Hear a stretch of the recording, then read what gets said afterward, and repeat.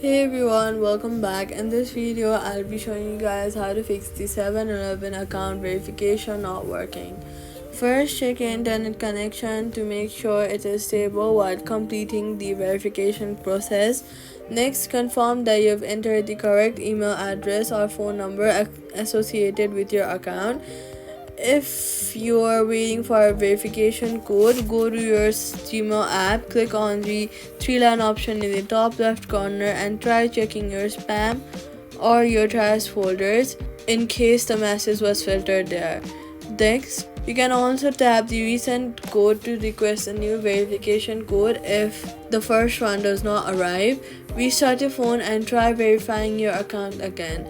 Then head over to your app store or your Play Store, search for the app and make sure that the app is updated to the latest version to avoid verification errors. If the verification process still does not work, try completing the verification from another device or to the website. That's how you fix 7-Eleven account verification not working. If this video helped you, do not forget to like